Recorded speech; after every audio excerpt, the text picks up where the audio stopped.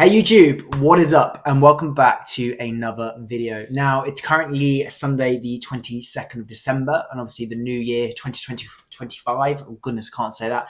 2025 is very much upon us. And so I wanted to go through a video today, just 4 or 5 key tips, key pillars that you need to make sure you're aware of and that you need to really prioritize going into 2025. Now, trading isn't obviously, or trading success, should I say, isn't just about the strategy, or isn't just about your mindset, or isn't just about, a certain pillar. There's, the 5 pillars I'm going to go through today. If you can work on all 5 of these and prioritize these 5 areas going into 2025, this is only going to serve you positively, and it's only going to make a difference positively to your trading performance. So number 1 is every single trade you aim for and you take should be a risk to reward of a 1 to 3. So a 1% loss if your stop loss gets hit, and a 3% gain if your take profit gets hit.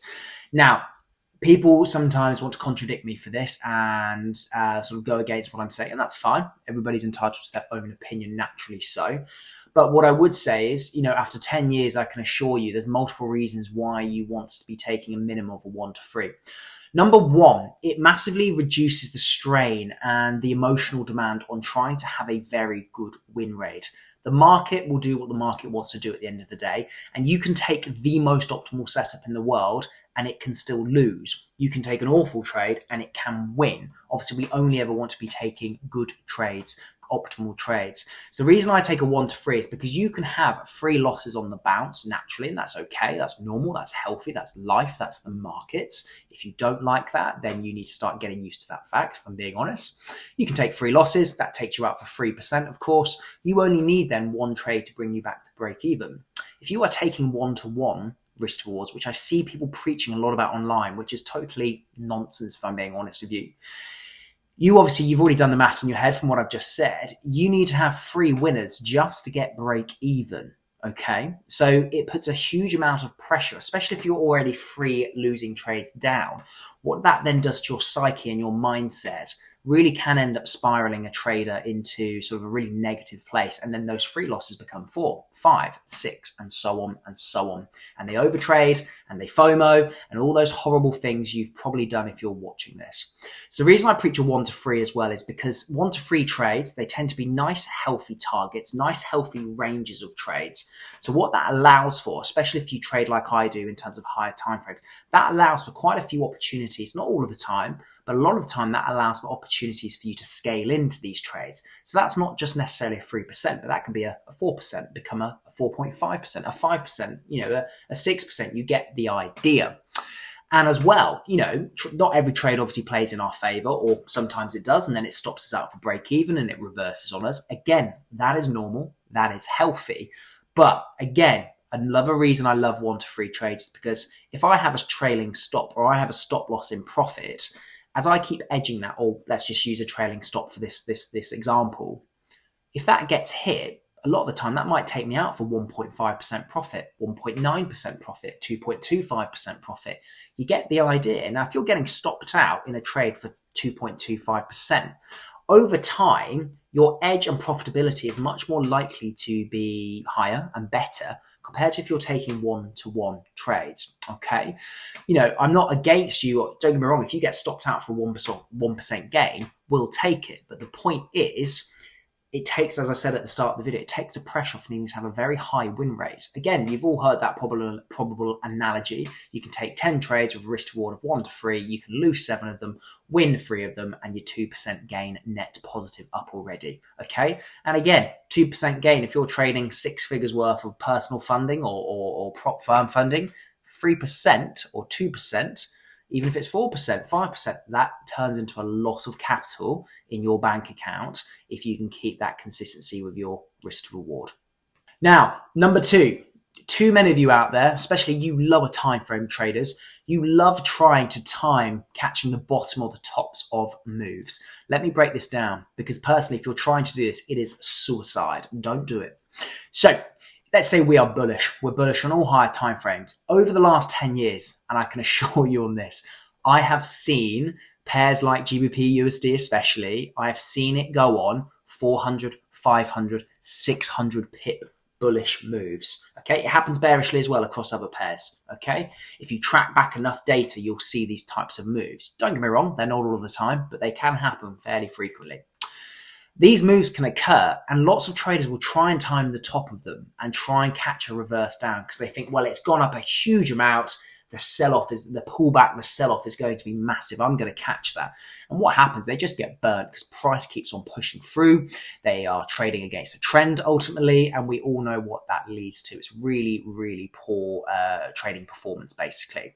What you want to be always doing is aligning yourself with the higher time frames. So the monthly, the weekly, the daily. If you can get all three of those time frames in sync, and you can then look, let's say, again, we're bullish for the example we're giving. If we're bullish on the monthly, weekly, and daily, you simply need to be looking for positions of any higher lows that are being formed in a bullish trending market. Now, of course, it's not just as simple as that. There's conferences, there's structure, there's price, all these things we need to look for.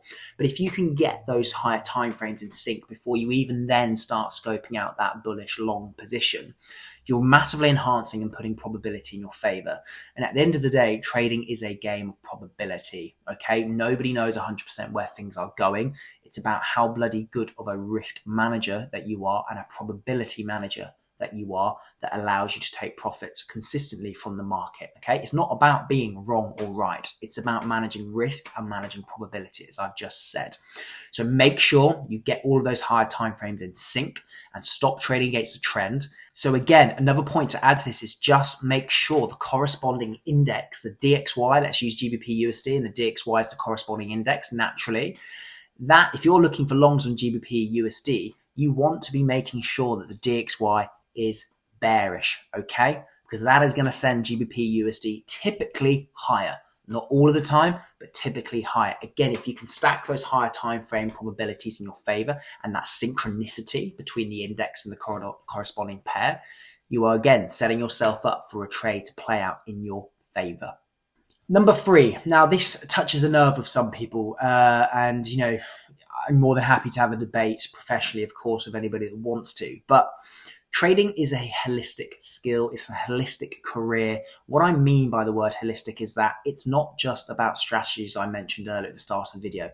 It is about mindset. It is about your conscious mindset. It is about your subconscious mindset.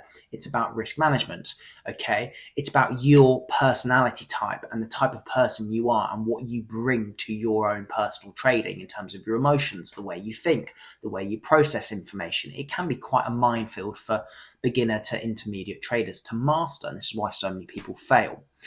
So what you need to be doing outside of trading to, again, massively enhance your probability of trading success is you need to be eating clean. You need to be training regularly. I don't care whether that's cardio, that's resistance training, that's a sport. It doesn't matter. The point being is you need to exercise frequently. You need to boost endorphins. You need to manage stress levels. Exercise, as you all know, comes with huge amounts of benefits and minimal amounts of downside. You need to be getting these factors in play, okay? There's a lot of lazy traders out there who haven't done enough work in trading personally in terms of data and back testing and all that other stuff, but they are lazy individuals in life, and it's so rare. I'm trying to think of somebody I know. I can't, if I'm honest, where they are fantastic. They are a fantastically successful trader, but their personal life, they are lazy. It doesn't work like that. They come hand in hand, okay? You need to be structured. You need to be organized, okay? You need to be disciplined. Buzzword in trading, as you all know, but discipline is key. It is a non-negotiable. If you're disciplined in personal life, it will make you a hell of a lot more easier to be disciplined in your trading and vice versa. I can assure you. So, okay, again, exercise provides a huge amount of mental clarity as well. It can make you feel a lot better, reduces brain fog, reduces emotional decisions, which we know we don't want to be doing in trading. It makes you a lot more clear cut up here so you can make the right decision, or obviously not make a decision at all, i.e. sitting on your hands. So please, please, please, in 2025, if you're not happy with where you're at health-wise, goals-wise, sport-wise, exercising-wise, relationships as well, trying to get stability in as much of those areas as you can and enhancing those areas will only help. You can hold them to that. It will only help. Now, point number 4 is accessing a mentor or accessing people close to you that will hold you or help hold you accountable. Now, successful trading, you should always be completely self-accountable, regardless of wins, regardless of losses, whatever the outcome. You should always hold full self-accountability. And I believe that to be in your personal life as well. But that's a story for another day.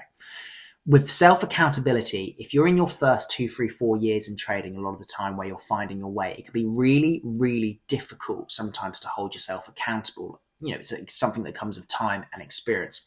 For me, for those of you that have seen sort of my 10-year journey video on YouTube, you'll know that I met a mentor called Rupert about 2.5 years in. I ended up working with him for a year. And that was where I really saw a huge shift in performance, a huge shift into success, and that light bulb moment, I guess. I don't think there's always a one big light bulb moment. I think it's lots of mini ones. But again, I digress. That's for another video. My point being, with Rupert and the mentor that I had 2.5 years in, he held me accountable whilst I was still finding my way. He hammered me when necessary. He came down hard on me when necessary. And I think that is always a good thing in life, because it really hammers home the type of behaviors that you need to be doing and displaying and the type of behaviors that we don't want. So it's okay to make one mistake in trading, but you've got to learn from it first time round. If you keep making the same mistake, you're lacking discipline, you're breaking promises to yourself, it just won't work for you. And that pent up frustration will build and build. So my point being at number 4 is get someone close to you that is also on the same wavelength or the same mindset that can hold you accountable and call you out on your bullshit. Okay. For me personally, obviously, if it's a mentor that's in trading as well, it's a win-win, but you get my point. You need to surround yourself with the right kind of people, the right kind of mentor, if that's what you're looking for, that's going to hold you accountable whilst you find your feet, and is going to generate and give you the behaviors and the way that you need to act, think, behave to eventually see the results that you want to see. And number 5 comes down to a couple of little points that I just want to go through really. I try not to ramble on as much as I can. The first point to sort of point number 5 would be quality over quantity is massive and hugely helps. What I say with that is you need to be focusing purely on optimal setups. Now you are going to have, apologies for my dog, you should only be taking optimal setups. Now, you need to understand, what does an optimal setup look like? So have you done all that countless data and stress testing, both back testing and forward testing? Are you journaling? Of course.